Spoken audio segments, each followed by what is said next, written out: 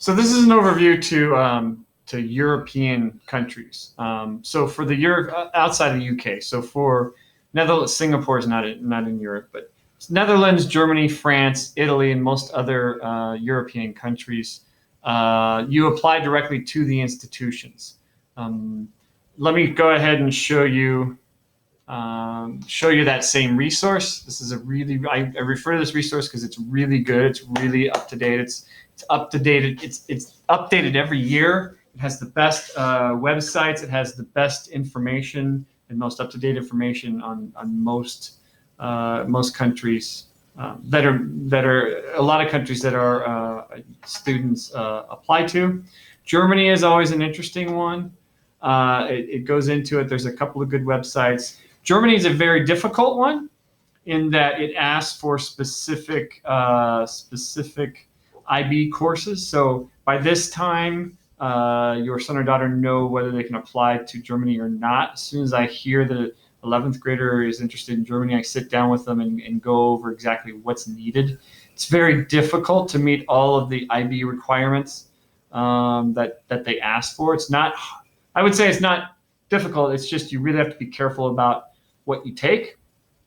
And students who don't know early on have difficulty adjusting to be going to Germany. There are English-based programs there, and as long as you are eligible through your IB, you can go to Germany. You don't need to speak German. The prices are also very inexpensive. The last time I checked, there was 13 schools with English that were free. But you have to. The other thing about it is that you have to study what they offer in English. And at this point, there's not a large variety of programs in English in Germany. And so between trying to meet what they require for IB plus what you want to study, a lot of times students who start off in Germany don't end up not applying there. Let's go back. Let's go back to there. And so if you look at France also has English-speaking programs, and there is a searchable database, Camp of France's.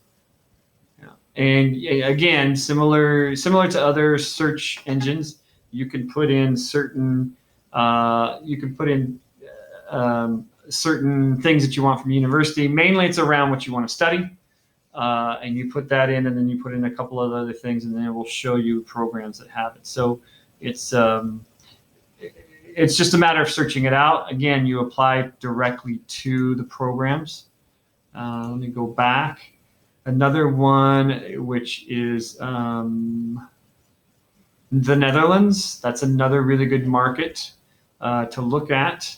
Meaning they do, I would say on the European mainland, Netherlands have been doing English education for a long time. They still don't have all their programs in English, but they have the most on the European continent. And so the good website, again, they have a search engine. And the website is study. If you do a study in Holland and you do a search for that, it will come up. See if I can do it. But similar thing, you put in what you want to study, and you put in a couple of other characteristics, and you can look up. And they explain to you how different universities. So they have research universities, and then application universities, and the research or applied sciences universities. And there's in some cases, the same majors in both schools. Applied sciences universities are really more hands-on. The research universities are more theoretical.